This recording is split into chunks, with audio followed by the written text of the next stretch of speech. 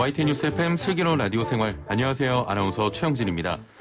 자, 오늘 신규 추가 확진자가 682명이나 발생했습니다. 언제든 확진자 1000명이 되는 건 이상한 일이 아니다. 방역 전문가들이 이렇게 말하는 근거는 바로 감염 재생산 지수라는 것 때문입니다. 한 명이 몇 명을 감염시키는가를 나타내는 지표인데요. 1.23을 기록했습니다. 자, 그러니까 한 명이 1.23명을 감염시키는 상황인 것이죠. 자, 현재 700명대라면 이것이 곧 900명이 되고 1000명이 된다는 것입니다. 감염 재생산 지수가 1 이하로 떨어지려면 강력한 사회적 거리두기가 필요합니다. 사람을 만나지 않는 것이 중요한데요. 연말 연시입니다. 모임과 만남 어떻게 자제하고 계신가요? 자, 일부 반찬 토론에서도 코로나19로 달라진 연말 연시 풍경에 대한 이야기 나눠보고요. 2부는 노동법 시간입니다. 자, 오늘은 권고사직과 같은 해고, 근로관계 종료에 대해 알아보겠습니다. 코로나19로 폐업이 늘면서 권고사직과 해고를 당한 분들도 많다고 하는데요. 고민 있는 분들, 또 궁금증 있는 분들, 단문 50원, 장문 100원의 유료 문자 샵 0945번으로 보내주시길 바랍니다. 애플리케이션 댓글창도 열려 있습니다. YTN 뉴스 FM 슬기로운 라디오 생활 지금 바로 출발합니다. 네, 목요일 1부는 생활 속 상반된 의견에 대해 이야기 나눠보는 시간 반찬 토론입니다. 코로나19로 생활이 참 많이 변했습니다. 당연한 것들이 당연하지 않은 순간들이 참 많아졌는데요. 이제 걸음마를 뗀 아이들은 마스크 없이 외출해 본 적이 없다고도 합니다. 강화된 사회적 거리두기가 계속되면서 거리의 가게에는 손님을 찾아볼 수 없는 경우도 많은데요. 오늘 반찬 토론, 코로나19가 찾아온 2020년 우리 생활이 어떻게 변했는지 함께 이야기 나눠보려고 합니다. 자, 애청자 여러분의 참여로 더욱 풍성해지는 반찬 토론, 코로나19로 2020년 한 해를 보냈던 우리, 크고 작은 내 일상의 변화, 단문 50원, 장문 100원의 유료 문자 샵 0945번으로 문자 보내시면 함께 이야기 나눠보겠습니다. 애플리케이션과 유튜브 보이는 라디오 댓글창으로도 참여 가능합니다. 자, 오늘도 함께 말씀 나눌 한국인사이트 연구소 전민기 팀장 나오셨습니다. 안녕하세요. 네, 반갑습니다. 전민기입니다. 예. 방송 전에 간단한 이야기를 나눴는데, 네. 요즘 방송 몇 개 하시냐고 제가 여쭤봤더니, 네. 대한민국에 있는 모든 방송국은 다 다니고 있다. 아니, 언제 그렇게 말했어요? 살은 엄청 많이 붙이는군요. 예, 안 가는 데는 없죠. 거의 가기는 가는 것 같아요. 한 번씩은. 네. 근데 왜 이렇게 안 뜨세요? 그거는 최영진 아나운서가 왜 이렇게 안 뜨는지부터 좀 알고 싶네요. 그 방법을 알면 좀 알려주세요. 예.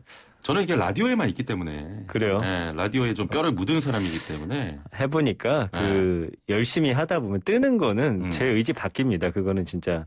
국민들이 나를 좋아해 주느냐 않느냐 이거는 제가 어떻게 결정할 수가 없어요. 예. 이렇게 멋지신 분인데 네. 많은 사랑을 좀 부탁드리겠습니다. 네.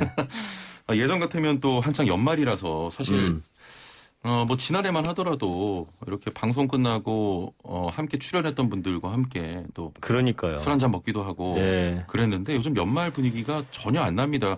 어떻게 좀 연말 보내실 계획이세요? 제가 그래도 이제 좀 인기가 있는 편이라 연말 모임이 상당히 많았었거든요. 근데 올해는 진짜 하나도 없어요. 그나마 이제 하나 미리 잡아놨던 게 있었거든요. 한 2달 전인가? 2단계 들어가기 전에. 그것도 이제 지난주에 취소했거든요. 그렇게 보니까 연말 달력이 그냥 하얗더라고요. 이게 약간 그런 데서 오는 약간의 우울감은 좀 있는 것 같아요. 사실 연말 맞아요. 마무리하면서 좋아하는 사람들하고 그러니까요. 또 올 한 해 같이 마무리하는 그런 또 재미가 있는데 참아야죠. 정말 공감합니다. 저도 인기가 너무 많은 편이라서. 그래요? 때 아닌 인기 논쟁. 인기 투표 한번 해요. 올해 코로나19로 가장 크게 달라진 점이 있다면 어떤 걸 꼽으시겠습니까? 저는 진짜 수많은 점들이 달라졌는데 일단은 지금 현재 집에서 아이가 컴퓨터를 통해서 유치원 수업을 하고 있어요. 이런 거는 진짜 올해 상상도 못했던 일들이거든요. 그러니까 재택근무하면서 다 같이 화면을 통해서 그렇습니다. 이제 누군가를 만나고 참 재밌는 건 그러다 보니까 이 패션 업계에서 어떤 트렌드가 생겼냐면 카메라에 상의가 비치잖아요. 그 명품 같은 것들은 로고가 원래 이제 가슴 쪽에 있던 게 목 위로 올라갔다고 해요. 그리고 로고가 더 커지고. 그러니까 그렇군요. 바지도 좀 편한 바지 이런 걸로 지금 내년은 봄 시리즈는 이렇게 나온다고 하더라고요. 얼마 전에 뉴스에서 봤는데 참 이 코로나로 인해서 변하지 않은 게 없다라고 말할 맞아요. 정도로 네, 정말 맞습니다. 수많은 것들이 변했다. 1년 사이에 너무 많은 것들이 너무 변해서 변했습니다. 정신이 없습니다. 사실 마스크 이제 불편하지가 않아요. 그쵸. 그냥 몸의 일부입니다, 진짜. 전 지난번에 쓰고 잔 적이 있어요. 한번 벗는 걸 깜빡하고. 그 정도는 너무 간 거 아니야? 뭐 특히 저 같은 경우는 지금 뭐 애플리케이션으로도 선샹님께서 형제님 하이어 축구하고 싶어 죽겠어요라고 하셨는데 우리 또 저 같이 축구 하잖아요 저희가. 우리 주말에 하는 풋살도 못 하고 있잖아요. 네, 지금 축구도 못 하고 네. 옛날에는 그냥 하고 싶으면 공 갖고 나가서 했으면 됐는데. 그러니까요. 요즘 참 모든 게 어렵고 변했습니다. 네. 자, 여기서 애청자 여러분의 좀 12월 계획 한번 받아보고 싶어요. 자, 나는 이달에 계획한 송년 모임이 있다, 없다. 있었는데 취소했다. 자, 그렇다면 가족끼리 친한 친구와 동료들끼리 어떤 방식으로 송년 기분 내시는지 보내주시길 바랍니다. 여러분의 12월 계획 한번 들어보죠. 단문 50원 장문 100원의 유료 문자 샵 0945와 YTN 라디오 애플리케이션 채팅창 무료입니다. 12월 송년 모임 다 취소하신 거죠? 그렇죠. 모임을 지금 자제하는 연말 분위기잖아요. 예. 그러니까 올해 외출을 자제하는 좀 방역 문화. 28일까지 수도권 사회적 거리두기 2.5단계입니다. 어차피 9시 이후엔 갈 곳도 없어서 맞아요. 뭐 영화관, PC방, 놀이공원, 마트, 백화점도 다 이제 일찍 문을 닫죠. 예. 근데 그러다 보니까 새롭게 나온 문화 중에 하나가 이제 젊은 친구들이 9시가 넘으면 그 숙소 빌리는 거라든지 호텔 같은 데 가서 또 모여서 그렇게 아니면 집을 간다든지 논답니까? 숙소까지 빌려요? 그런 경우가 있다고 하더라고요. 그래서 올해 또 뭐 여러 가지 소비의 변화가 있지만 주류 그 업소 그러니까 주류를 판매하는 전문점 있잖아요. 예. 거기에서 주류 판매량은 또 늘었더라고요. 그러니까 집에서 드시는 분들은 와인 같은 거 사서 드시는데 뭐 가족끼리 드시는 거에 상관없지만 제가 보니까 방송국 돌아다녀도 확진자 나오지만 그 확진자로 인해서 퍼지는 경우는 아직은 못 봤어요. 왜냐하면 그분들이 다 마스크를 쓰고 있는 경우에는 확실히 전파가 잘 안 되는구나를 제가 알 수 있었는데 결국에는 이제 음식이나 술 먹고 할 때 침이 안 섞일 수가 없잖아요. 그럼요. 그렇기 때문에라도 절대 이번 연말만큼은 좀 자제를 해 주시기를 바라는데 근데 이러다 보니까 뭐 연말 기부 행렬 같은 것도 좀 변화가 생겼습니다. 직접 찾아가서 봉사활동 한다든지 물품 전달하는 대신에 이제 비대면 모금 방식인데 예전보다는 마음의 여유가 없어서 그런지 모금액도 좀 줄었다고 하더라고요. 예. 그러니까 이런 여러 변화들이 우리 삶에 미치는 영향, 연말 모습은 뭐 완전히 너무나 지금 그렇습니다. 차갑게 바꿔버렸잖아요. 그리고 지금 뭐 여러 유흥주점이나 세탁소, 목욕탕, 이발소, 뭐 여행, 방문 판매, 주유소, 숙박 폐업이 개업보다 지금 우세하다고 하니까 이 백신 지금 영국에서 맞고 있는데 이게 어떤 부작용이 없다라는 게 좀 빨리 밝혀져서 내년 초에는 좀 다들 백신 맞고 안전한 생활 다시 예전의 모습 좀 돌아가고 싶습니다. 이제는요. 최근 같은 경우는 좀 누구한테 이렇게 저녁 먹자고 얘기하기도 좀 미안해요. 그럼요. 그리고 거절 뭐 당연히 해야 되는 것이고. 네. 자, 각종 행사들에 대한 대응도 사람이 모이게 되면 반갑지 않게 되는 것 같습니다. 자, 연말 되면 각종 시상식 열렸는데. 네.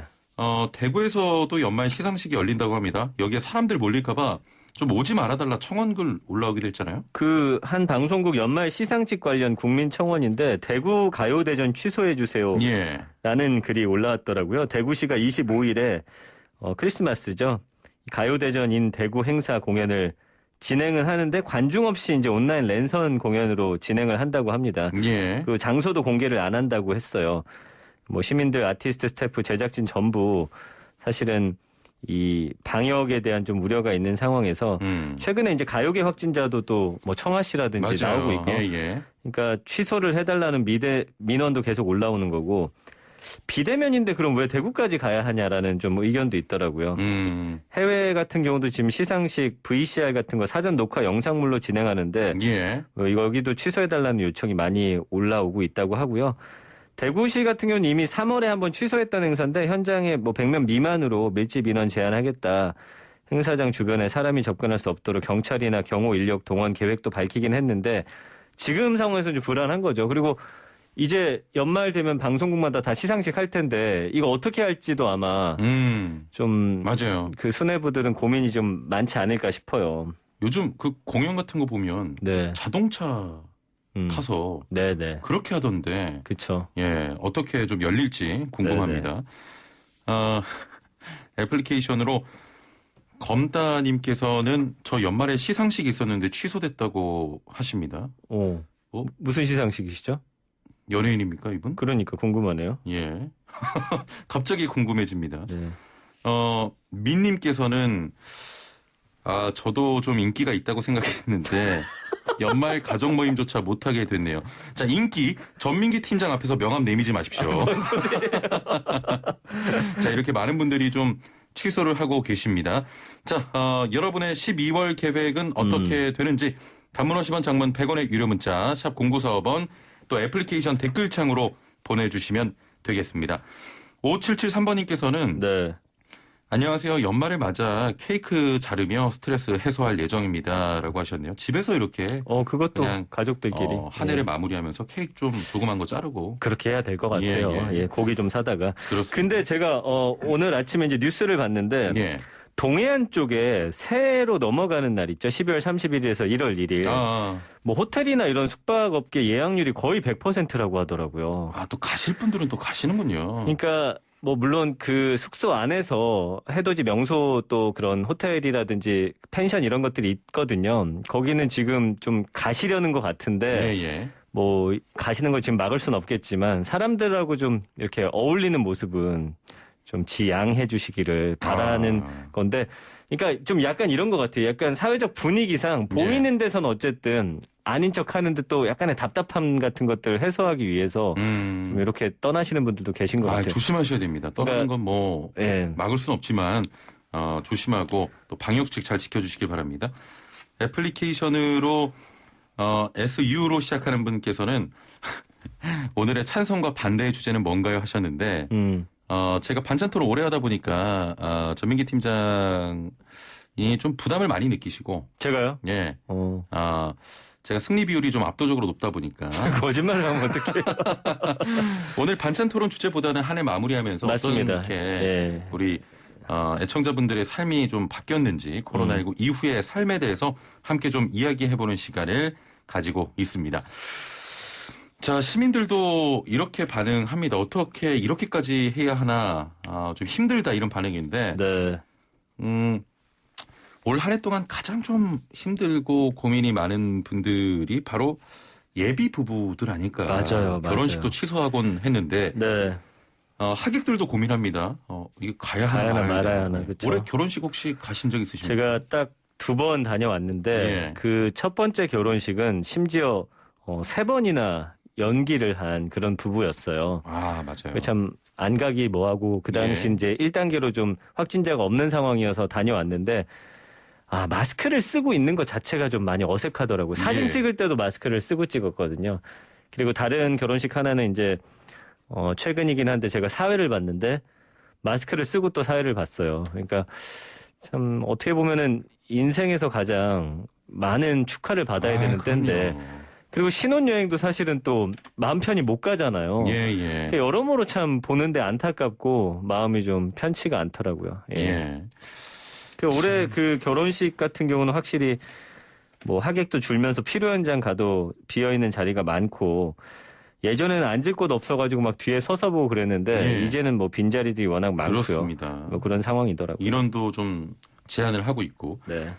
저 같은 경우는 사실 그 결혼식 사회 부탁이 굉장히 많이 들어오거든요. 그렇겠죠. 이거를 해줘야 될지 말아야 될지. 왜냐하면 만약에 혹시 제가 가서 좀 잘못되면 저는 또 이렇게 업이 방송을 하는 사람이기 때문에 그렇죠. 좀 많이 고민이 됩니다. 네네. 자, 많은 분들께서 또 문자 보내주고 계신데요. 7968번님께서는 저희는 외식을 자주 하는데 집에서 밥 해먹게 됐어요. 배달도 한계가 있더라고요.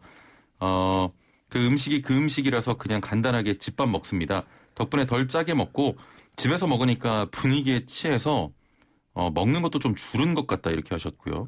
0030번님께서는 연말에 아이들과 함께 먹고 싶은 거 시켜서 보내려고요. 다 집에서. 그게 맞는 것 같습니다.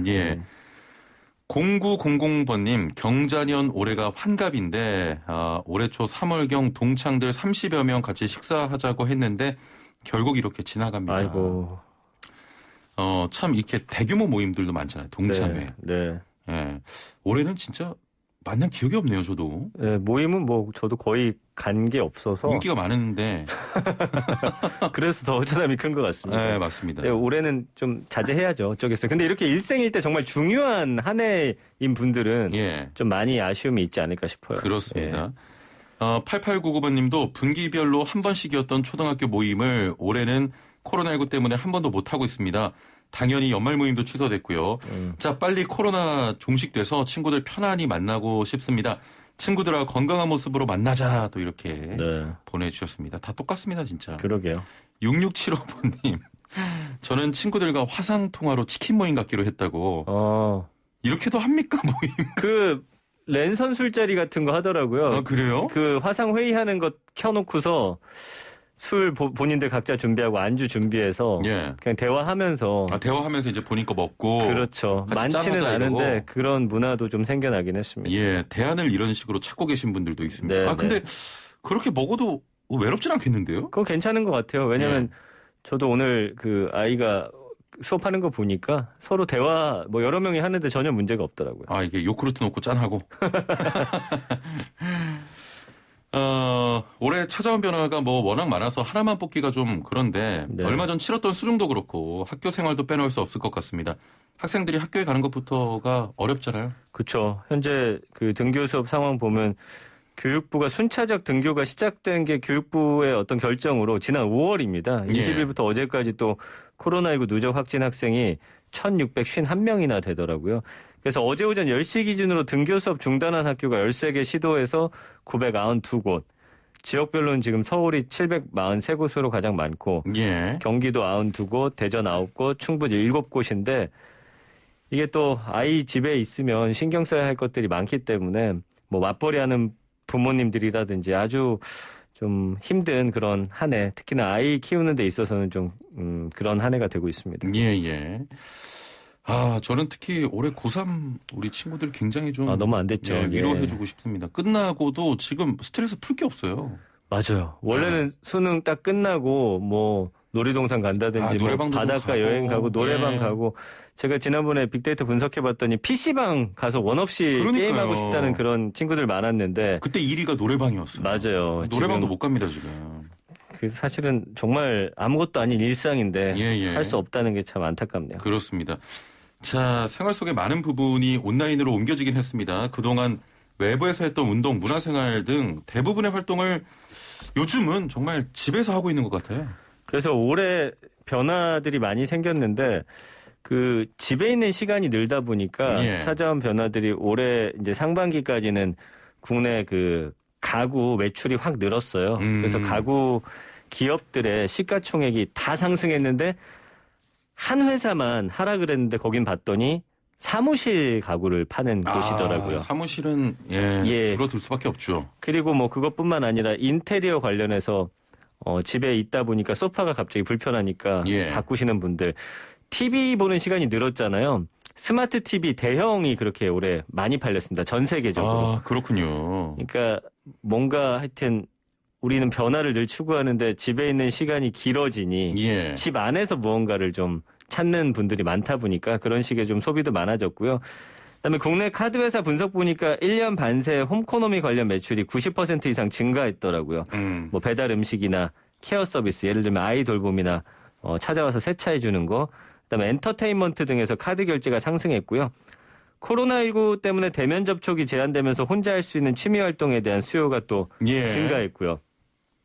그래서 온라인 쇼핑몰 한 곳 같은 경우는 지난 7월부터 한 달간 실깨기, 구슬깨기 이런 단순 취미용품의 판매량이 560%나 상승을 했다고 합니다. 구슬깨기가 뭡니까 이게?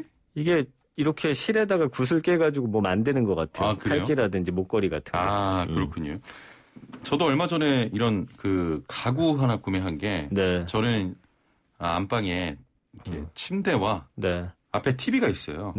벽걸이 TV가 있는데 침대에 누워서 TV를 보면서 뭐 일을 할 수 있게 요즘은 침대에 거치할 수 있는 책상들. 있죠. 네, 그거 해서 약간 병실에 네. 있는 것처럼. 그걸 써먹고 있어요? 네, 거기서 그걸 설치해서 뭐 TV 보면서 네. 이렇게 작업하고 네. 그 위에서 밥 먹고 네, 그 침대 위에서 모든 생활을 다 하고 있습니다. 저도 땡플릭스 엄청 보고요. 그다음에 네. 스포츠 채널 중에 유료 결제해야 되는 거 있는데 맞아요. 그거 하나 결제해서 보고 있습니다. 아니 네. 전민기 팀장님 같은 경우는 사실 방송을 이렇게 많이 하는 분이잖아요. 네. 그렇게 되면 지금 이런 생활이 더 어떻게 보면 인기가 많아질 그런 상황 아닙니까? 무슨 말 하나 했어요. 또. 네. 네. 많은 분들이 지금 방송을 보고 들으시니까. 그거 내 마음대로 안 된다니까. 왜 이렇게 안 그러면 떠요? 지금 이게 다 많은 분들이 보시는데. 내년엔 뜰 거니까 신경 좀 꺼주셨으면 좋겠어요. 아니, 죄송합니다. 뭐 저보다 훨씬 잘 나가는 대선배님이시기 때문에. 자, 6075번님께서는 우리 가족은 각자 먹고 싶은 거 시켜놓고 가족 파티를 하기로 했어요. 하시면서 잘 계시죠라고 하셨는데 잘 있습니다. 6040번님도 저는 연말에 아무도 없는 곳으로 가서 캠핑 가서 가족과 차박하며 해돋이 하려고 합니다라고 하셨는데 요즘은 캠핑 수요도 굉장히 많아진 것 같아요. 캠핑 너무 많아졌죠. 네. 그게 캠핑은 그래도 우리만의 공간이 좀 보장이 되잖아요. 예. 그러다 보니까 캠핑 올해 트렌드하고 맞물려서 굉장히 캠핑 용품부터 해가지고 장소들까지 큰 인기였고요. 재밌는 변화가 하나 있었는데 의료업계 있잖아요. 성형수술하고 안과수술은 오히려 증가를 했다고 하더라고요. 재택근무하면서 좀 집에 있는 시간이 있다 보니까 예. 미뤄뒀던 시술 같은 거 좀 하시는 분들이 늘어서 성형외과 예전에 왜 우리 학생들 대학생 같은 경우는 방학 때 맞아요. 뭐 쌍꺼풀 한다든지 이런 식으로 하잖아요. 그런 식의 수요는 또 증가했다라고 하는 점이 좀 또 재밌는 변화 중에 하나였습니다. 오늘 참 재밌는 시간이었습니다. 코로나19로 참 많은 게 변하고 환경적으로도 참 많은 변화를 겪고 있는데 마지막으로 우리 연말연시 좀 조용히 보내시는 분들을 위해서 한마디만 좀 해주시죠. 네, 모두가 지금 같은 상황이잖아요. 함께 조금만 힘내서 견디면 내년 연말에는 반드시 우리가 올해 못했던 송년회 정말 친구들과 재밌게 할 수 있지 않을까 싶습니다. 예, 알겠습니다. 지금 벌써 마칠 시간인데 네. 좀 시간을 더 끌어달라고가 아니네요. 예, 여기서 마치겠습니다. 뭐예요? 좀 더 1분 정도 놀려고 했는데 네, 여기서 마치겠습니다. 자, 오늘 말씀 감사합니다. 감사합니다. 네, 지금까지 한국인사이트연구소 전민기 팀장과 함께했습니다. 자, 1부는 여기서 마치고요. 2부는 알돈노 알면 돈 되는 노동법 코너 준비되어 있습니다. 노동 관련해서 고민이신 분, 또 궁금증 있으신 분 서둘러 보내주시길 바랍니다. 저 회사에서 해고당했습니다. 이거 부당해고인가요? 회사에서 월급을 안 줘요 등등 뭐든 좋습니다. 지금 바로 단문 50원 장문 100원의 유료 문자 샵 0945번으로 보내주시길 바랍니다. 자, 노래 한 곡 듣고 11시 정각으로 돌아올게요. 콜드플레이의 Every Teardrop is a Waterfall 듣고 11시에 돌아옵니다. 네, 슬기로운 라디오 생활 2부의 문을 여는데요. 속보 하나 전해드리고 시간 이어가겠습니다. 자, 지난 한 해 이 뉴스도 참 여러 사람의 공분을 샀는데 경비원 갑질 폭행 사건의 가해자죠. 경비원을 폭행하고 또 경비원이 이에 시달려 극단적 선택을 한 사건인데 아파트 입주민, 그러니까 경비원의 갑질 폭행 사건의 가해자 아파트 입주민이 1심에서 징역 5년을 선고받았다는 내용입니다. 자세한 내용은 이어지는 뉴스에서 전해드리도록 하겠습니다. 자, 2부의 문을 열어줄 코너는 슬기로운 생활을 위한 생활 백서 시간인데요. 매주 목요일은 매일 먹는 식품, 건강을 찾아주는 약품, 제대로 먹고 올바르게 사용하는 방법을 알아봅니다. 자, 우리의 코로나19 등 감염병 진단검사 기법이 국제 표준으로 등록됐다고 합니다. 그동안 신종플루 메르스 같은 새로운 감염병이 전 세계적으로 유행하면서 국내외에서 감염병을 진단하는 검사 기법의 표준화에 대한 필요성이 계속 제기돼 왔었는데요. 우리나라가 제안한 유전자 증폭 방식의 감염병 검사법이 국제 표준안 투표에서 전원 찬성으로 통과되면서 국제 표준으로 등록됐다고 합니다. 관련해 자세한 내용 살펴보려고 하는데요. 함께 말씀 나눌 분 모셔보죠. 식약처 의료기기 기준정보화 TF팀의 이종화 과장 연결돼 있습니다. 안녕하세요. 네, 안녕하세요. 예. 자, 우리나라의 K-방역이 국제적으로도 인정받았다 이런 반가운 소식인데 우리나라 진단키트 기업들의 수출 규모는 어느 정도입니까? 네, 금년 초부터 새로운 글로벌 시장을 창출하면서 11월까지 170여 개 국가에 약 2조 5천억 원 규모의 수출이 이루어지고 있고요. 예. 7월 이후 세계적으로 확진자가 증가함에 따라 수출 규모도 가파르게 상승하고 있는 추세입니다. 예. 자, 우리나라가 제안한 감염병 진단검사 절차가 국제 표준으로 제정됐다고 합니다. 해당 진단검사 절차 어떻게 되는 겁니까? 진단검사 절차는요. 예. 일단 검사 절차는 이렇습니다. 의심 증상이 있는 사람의 코와 목 안쪽에서 비인두 분비물이나 가래 등의 검체를 채취해서 예. 검사실로 운반하고요. 코로나19 바이러스 여부를 확인할 수 있는 유전 물질을 분리해서 분석 장비가 감지할 수 있게 많은 수로 증폭시킵니다. 예. 여기서 분석 장비에 나타나는 그래프가 증가하면 양성이고 증가하지 않으면 음성으로 판단하게 되는데요. 예. 코로나19 진단검사는 실험실에서 정밀하게 진단검사하는 과정을 거치게 되는데 이러한 방법과 절차를 우리나라 주도로 만들어서 국제 표준으로 제정하게 된 것입니다. 그렇군요. 최종 국제 표준 제정까지 과정이 쉽지 않을 것 같은데 어떤 과정을 거쳐서 여기까지 오게 된 겁니까? 네, 국제 표준으로 제정되는 과정은 쉽지 않았는데요. 예. 2014년 첫 번째 제안이 신규 프로젝트 작업으로 진행할지 여부 검토 과정에서 탈락했었고요. 예. 2016년에 다시 도전해서 4년 만에 표준화 채택이 열매를 맺게 된 것입니다. 예. 지난 4년간 세계 각국의 전문가들로 구성된 국제 표준화 기구 기술위원회에서 검토와 논의 과정을 거치고 5차례의 회원국 투표를 통과하여 금년 12월 2일에 최종 국제 표준으로 제정된 것입니다. 예, 그렇군요. 자, 그렇다면 국제 표준안 확정이 가지는 의미는 무엇일까요? 네, 이번 국제 표준안 제정은 식약처가 감염병 진단 검사 절차의 국제 표준화를 주도해온 노력의 성과인데요. 우리나라의 코로나19 진단 역량이 세계 각국의 관심을 받고 있는 가운데 우리나라에서 제안한 감염병 진단 검사 시스템이 국제 표준으로 공인받게 됐다는 점, 그리고 K 방역 모델의 국제 표준화 첫 사례라는 점에서 의미가 있습니다. 예. 자, 감염병 진단기법 국제 표준안 제정 이후에 우리나라에 가져올 긍정적인 영향은 어떤 것들이 있겠습니까? 먼저 우리나라 체외진단 의료기기 기업에 긍정적인 효과가 있을 것으로 생각하는데요. 예. 국제 표준을 선점한다는 것은 해당 분야에서 기술 우위에 있다는 의미이고요. 이는 우리나라 감염병 진단에 대한 국제사회의 신뢰로 이어져서 국내 진단기기 업체들이 해외 시장에 진출하는데 많은 도움이 될 것으로 기대하고 있습니다. 예, 우리 진단기기 업체들이 해외 시장에 진출하는 데 많은 도움이 될 것이다. 반가운 소식이었습니다. 네. 자, 오늘 말씀 여기까지 듣겠습니다. 감사합니다. 네, 감사합니다. 네, 지금까지 식약처 의료기기 기준정보화 TF팀의 이종화 과장이었습니다. 네, 2부는 11시에 만나는 슬기로운 백과사전 준비했습니다. 매주 목요일엔 노동법 백과사전을 펼쳐보겠습니다. 코로나19로 폐업이 늘면서 원치 않는 해고나 권고사직을 종용받는 분들 많으십니다. 이렇게 어쩔 수 없는 기업이나 사업장에서의 근로관계 종료에 대해 알아보려고 하는데요. 방송 들으시면서 임금과 휴가, 퇴직금 등 노동 문제에 대해 궁금한 점 있는 분들, 회사에서 월급을 안 줘요. 회사에서 나가라고 합니다. 뭐든 좋습니다. 단문 50원, 장문 100원의 유료 문자 샵 0945번으로 보내주시길 바라고요. YTN 라디오 유튜브와 애플리케이션 댓글창도 열려 있습니다. 알면 돈이 되는 노동법, 알도노 시간 함께 말씀 나눌 분 모셔보죠. 소나무 노동법률사무소 김효신 노무사와 함께하겠습니다. 안녕하세요.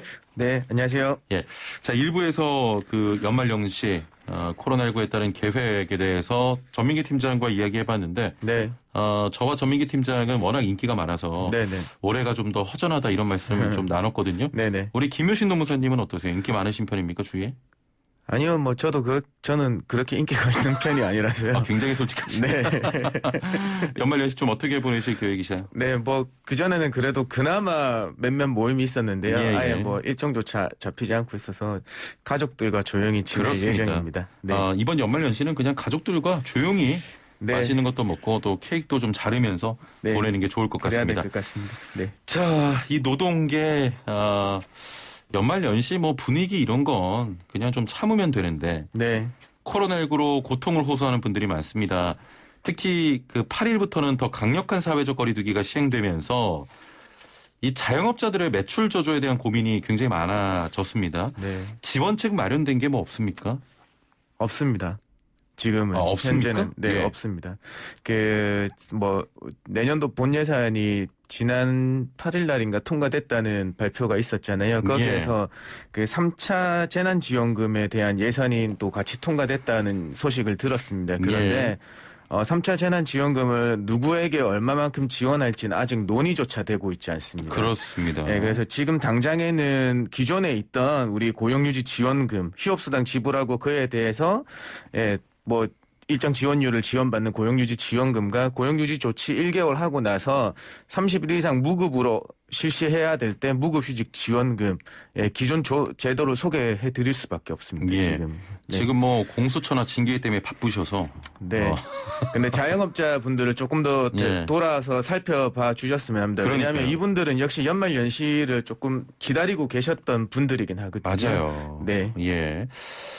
이런 소규모 업종에서 매출이 줄어들면 생기는 노동법적 이슈는 좀 어떤 게 있는지 궁금한데 네. 요즘에 관련해서 상담도 좀 많으실 것 같아요. 어떤 얘기들 주로 하십니까? 네, 맞습니다. 워낙 어렵다 보니까 결국에는 폐업에 이르게 될 때 폐업에 대한 것과 다른 직원분들 어떻게 정리 잘 마무리해야 될지 그다음에 그동안에 워낙 어려워가지고 매출이 안 나오니까 임금이 그 급여가 못 나가고 있는데 그 급여 체불에 대해서 하는 거 그다음에 그렇군요. 또 이제 그만둬야 되니까 해고냐 아니면 잘 마무리를 해야 되는 그런 부분들. 그러니까 되게 근로관계 종료하고 연관되는 부분들이 많다고 상담이 많죠. 지금 관련해서도요. 네. 문자가 좀 들어오고 있는데 네네.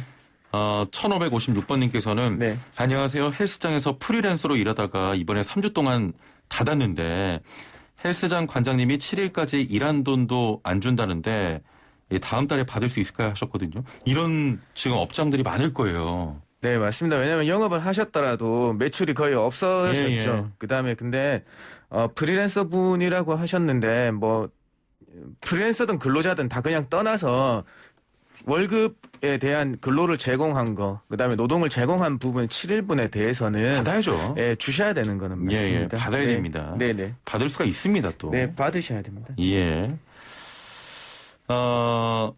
소규모 사업장에서 경영이 어려우면 가장 먼저 할 수 있는 일이 사실은 직원 감원이잖아요. 그렇죠. 제일 쉽고 빠르고 효과가 좋다고 생각하죠. 그러니까요. 네. 돈 줄여야 되기 때문에. 네네. 대부분의 사람들이 권고사직이나 해고에 대해서 혼동하고 있는 경우가 많으신데 네네. 좀 이참에 정확하게 설명을 좀 해주시죠. 네. 그래서 그 회사를 그만둘 때, 그러니까 근로관계 종료라고 그럴 거예요. 이게 종료가 될 때에는 크게 세 가지 모습이 있습니다. 첫 번째는 우리 그만두시는 직원의 요청이나 동의에 의해서 이루어지는 퇴직이 있고요. 이거는 자진퇴사와 권고사직으로 나뉠 수 있습니다. 그다음에 우리 직원의 의사에 반대되는 거, 그러니까 사용자의 회사의 일방적 조치로서 그만두게 되는 경우에는 역시나 해고가 있겠죠. 해고. 통상해고나 정례해고, 징계해고 이렇게 해고가 있습니다. 그다음에 직원의 의사가 회사와 의사에 무관하게 자동적으로 소멸되는 경우가 있는데요. 요거는 당연하게 정년퇴직이라든지 계약 만료 요런 게 자동 소멸 사유에 해당되겠습니다. 그래서 되게 문제되는 게 사실 권고사직에서 해고라고 오인하는 거 잘못 생각하는 경우가 많거든요. 그런 경우도 있고 그다음에 가게 매출이 저조해서 그냥 이제 당연히 매출이 안 나와서 문을 닫아야 되니까 그냥 그만두라고 한 경우에도 문제가 되는 경우도 있습니다. 그다음에 요즘에는 또 조금 서로 신경이 곤두서 계시니까 이제 직원이 그만두려고 사직서 제출하고 나서 자기는 이제 사직 희망일을 저 뒤로 조금 30일 뒤로 미뤄서 했는데 그거를 사직서를 받은 회사에서는 그냥 내일 당장 그만두라고 하는 경우 등 요런 게 해고에 조금 문제가 되고 있습니다. 해고가 되는 겁니까? 네, 왜냐하면 사직에 자유가 있긴 하지만 그 퇴직 희망일에 대해서 서로 합의가 있었다고 한다면은 그 합의일까지는 근로관계가 계속되는 걸로 봐야 되는데 거길 기다리지 못하고 너는 회사를 떠날 마음이 있으니까 그냥 바로 그만둬라고 했을 때 서로 간에 합의가 있으면 되지만 일방적인 의사 표시가 이루어질 때가 있거든요. 그것도 해고로서 조금 문제가 되는 경우가 있습니다. 이게 저도 회사를 좀 다녔고 이런 경우가 있어요. 권고사직인지 해고인지가 좀 헷갈릴 때가 있는데 예를 들면 저는 지금 아나운서로 방송 진행하고 있지 않습니까? 어느 날 갑자기 국장이 저에게 슬라생이 마음에 안 든다 네. 하시면서 네. 방송을 안 주고 네. 갑자기 저 정수기를 청소하거나 네. 이런 걸 시켜요. 네. 이건 뭡니까? 이거 해고입니까? 권고사직입니까? 이런 경우는? 아직 이런 경우가 기업에 종종 있어요. 네. 해고도 아니고 권고사직도 아닙니다. 이건. 아, 그래요? 어떤 사용자의 의사 표시가 발현되지 않았습니다. 이 경우는 왜냐하면 네. 의도는 다분하죠. 그 분을 우리 아나운서 분을 회사에서 내보내게 하려는 의도가 강해요. 그런데 어떤 회사의 명시적인 의사표시 처분이 안 나왔단 말입니다. 예. 그래서 어떤 조치를 할 수가 없어요. 그런데 우리가 작년 7월 16일 날 새로운 법이 하나 생겼죠. 직장 내 괴롭힘 금지입니다. 예, 이걸로 해결해 주셔야 돼요. 지금 당장 의사표시가 없었으니까요. 네.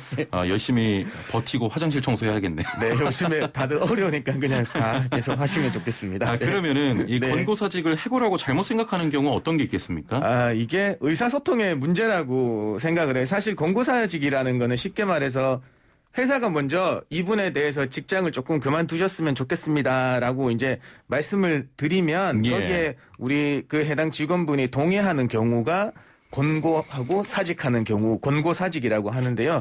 아까 제가 말씀드린 것처럼 좀 그만두 주실 수 있겠어요가 아니라 항상 이제 권고를 할 때는 어느 회의실에 잠깐 불러서 그분의 먼저 이제껏 회사 생활에 대해서 평가라든지 그런 긍정적인 부분을 얘기하는 것보다는 부정적인 부분을 먼저 얘기를 하죠. 사실 그 사직에 응하려고 하는 그 동의를 이끌어내기 위한 어떤 그 기죽이기 이런 거 위주의 그래서 그걸 생각하면 이제 듣는 사람의 입장에서는 그런 부정적인 발언들이 쏟아져 나오니까 결국에는 나를 회사에서 내쫓으려고 하는구나라고 비롯되는 해고라고 생각하시는 거예요. 그래서 그런 얘기를 들으면 사실 대부분의 사람들은 조금 자존심이 상해서 거기에 그냥 사직서에 사인을 해버린다거나 동의를 하거든요. 알겠다. 그럼 내가 나가면 다 끝나지 않냐라고 하면서 권고사직에 응하시는 분들이 대부분 많아요. 많죠. 이렇게 되면 결코 해고라고 볼 수가 없습니다.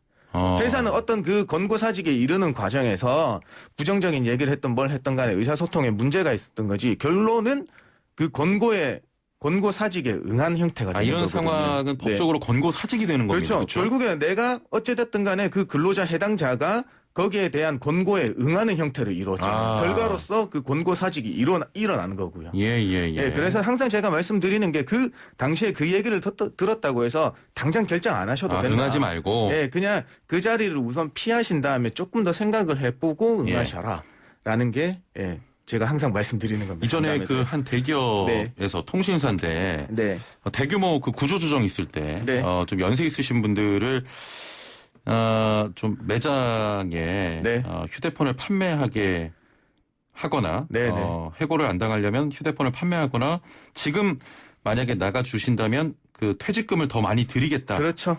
이런 좀 회유 같은 걸 했단 말이죠. 네, 맞습니다. 이런 건 다 권고사직 거기에 응하면 권고사직이 되는 거죠. 그렇죠. 이제 회사에서 어떤 업무 발령에 대한 그 직무 발령에 대한 인사권은 가지고 있는 거잖아요. 그래서 거기에 대해서 하고 그다음에 희망 퇴직에 응할 경우에는 다른 부가적인 보상이 있을 거다라고 하는 거에 대해서 아직 응하지가 않았으니까 희망 퇴직은 아니지만 그게 의하면 희망 퇴직에 권고사직에 다른만 또 희망 퇴직에 해당되는거든요. 그러니까 거기에 응하게 되면 권고사직에 해당되는 거죠. 그렇습니다. 자, 애청자분들 권고사직은 해고가 아니다. 이걸 염두에 두셔야겠습니다. 자, 그 다음으로 가게가 어려우니까 당신은 나가야 한다고 할 때는 이게 해고의 문제가 발생하는 것이 맞잖아요. 네, 맞습니다. 자, 다들 어려우니까 권고사직 정리해고가 많은 것 같습니다. 아까 말씀하신 직원이 먼저 그만두기로 했는데 내일부터 나오지 말라고 한 경우도 해고인 거죠? 네, 왜냐하면 이런 경우들이 요즘에 많이 발생하더라고요. 뭐 서로 어려운 것도 알고 우리 나가셔야 되는 직원분들이 내가 30일 전에 먼저 얘기해줘야 되는 걸 알고 계세요. 왜냐하면 민법상 서로 그만두려면 30일 전에 통보하도록 우리가 민법에서 규정하고 있다고요. 그래서 회사한테 제가 지금 얘기하면 30일 뒤에 그만두겠습니다라고 얘기를 하면 회사의 입장에서는 나갈 사람인데 빨리 내야 된다는 생각이 강하신 것 같더라고요. 그래서 그 시기를 앞당기는 것에 대해서 서로 간에 협의하고 동의를 이끌어내서 하면 해고가 아니겠습니다만은 그냥 또 일방적으로 그냥 얘기가 나가는 거예요. 그만둘 건데 내일부터 당장 나오지 마. 라고 얘기를 하는 순간 이거는 그 남은 기일이 있지만은 해고에 해당되는 거죠. 예. 네. 자, 4590번님께서는 해고와 권고사직 차이가 뭔지 궁금한데 퇴직금, 실업급여 등 어떤 부분이 좀 다르게 적용됩니까? 라고 하셨거든요. 네.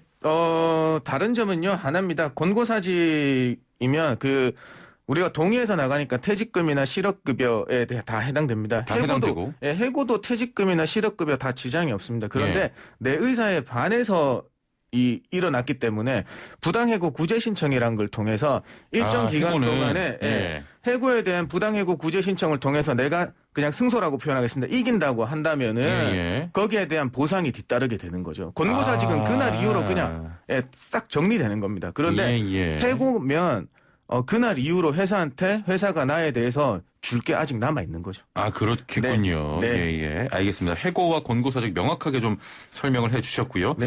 자, 지금부터는 좀 상담 이어가겠습니다. 네. 많은 분들께서 좀 고민을 하고 계신 것 같습니다. 네네. 스리 아빠님께서 내년 1월이 퇴직금 받는 시점입니다. 퇴직금은 챙겨줄 테니 12월 첫째 주까지 정리를 하자고 해서 퇴직이 된 상태입니다. 12월 월급은 없이 퇴직금만 받게 되는 겁니까? 라고 하셨네요.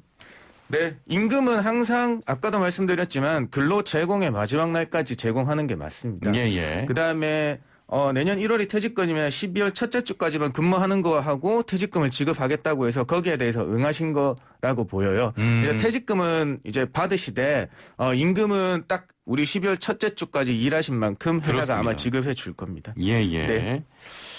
1009번님, 제가 전 직장에서 월급을 못 받은 게 있는데 기간이 10년이 지난 상황입니다.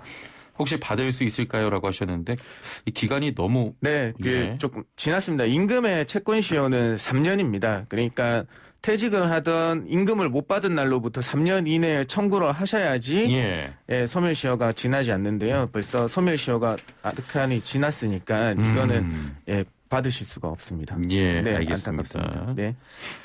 0860번님, 저는 학원 통학 지입차 사장 밑에서 일하고 있는데요.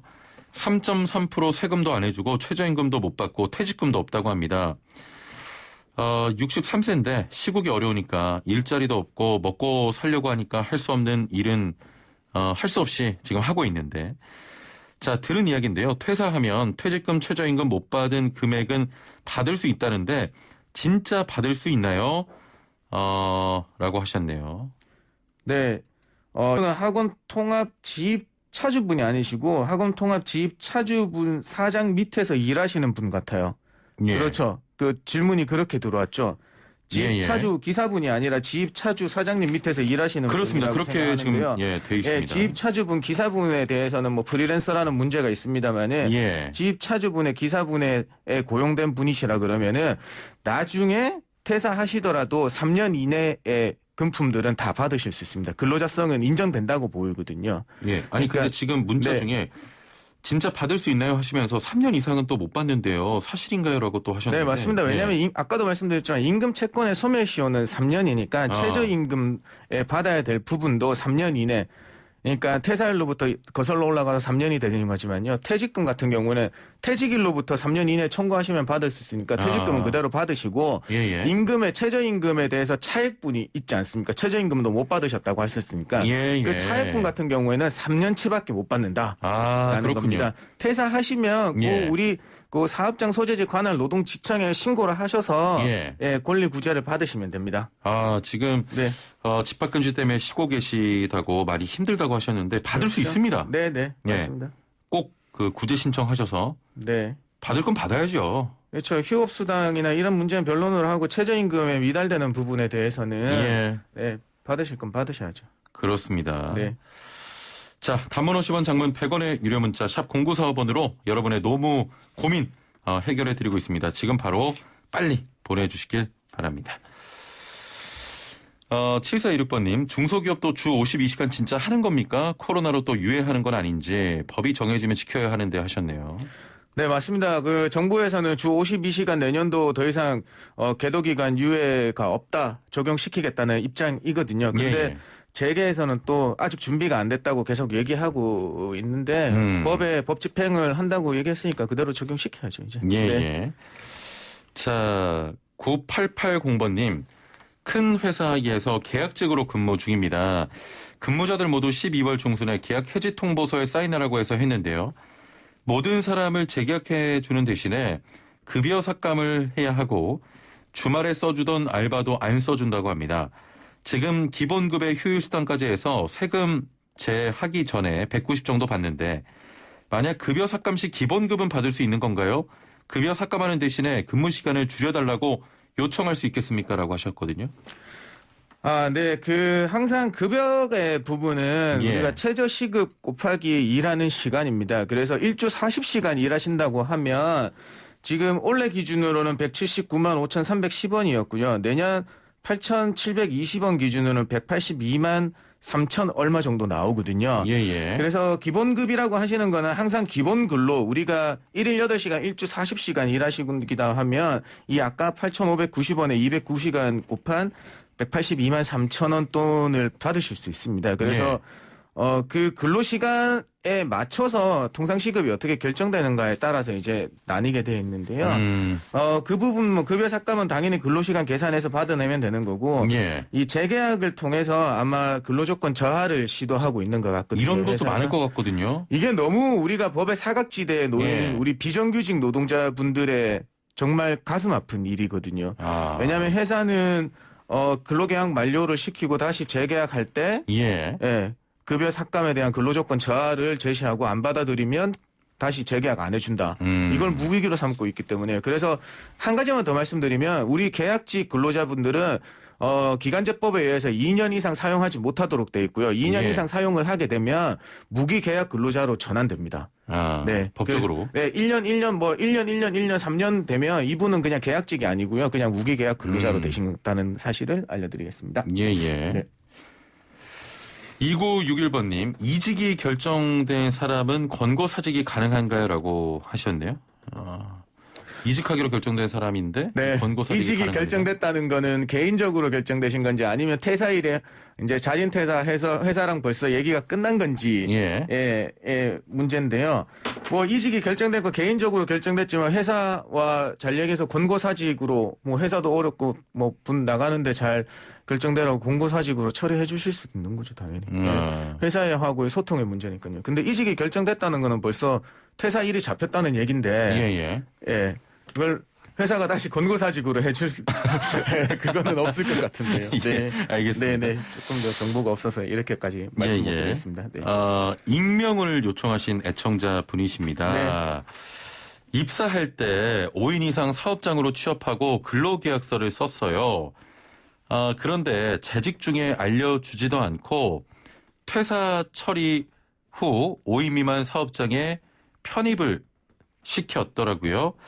암암리에 5인 미만 사업장으로 직원을 퇴직, 편입시켰을 경우에 해당 직원은 5인 미만 사업장의 규정을 따라야만 하는지요. 뭐 연차 미제공 등등 아니면 첫 입사 당시 최초 계약서를 따를 수 있을까요? 하셨네요. 이런 경우도 있습니까? 이 경우가 정말 비일비재합니다. 그래요? 이거는 이분의 의지와는 전혀 상관없이 재직 중에 그냥 자기들이 퇴사 처리하고 다른 조그마한 그 사무실에서 그냥 회사 하나 페이퍼 컴퍼니에만 설립되어 있는 죄송합니다. 시간이 없어요. 답만 좀 부탁드릴게요. 네. 어떻게 할 수 됩니까, 있습니다. 이거? 갈 수 있습니다. 왜냐하면 노동관계는 계약서를? 실질로 따지기 때문에요. 그 사업주가 한 분인 동일 사업주라고 인정된다면 할 수 있습니다. 최초 계약서 따를 수 있는 거죠? 네, 맞습니다. 자, 오늘 말씀 여기까지 듣겠습니다. 죄송합니다. 네, 고맙습니다. 지금까지 소나무 노동법률사무소 김효신 노무사와 함께했습니다. 네, 슬기로운 라디오 생활 마칩니다. 내일 뵙죠. 최영진이었습니다. 고맙습니다.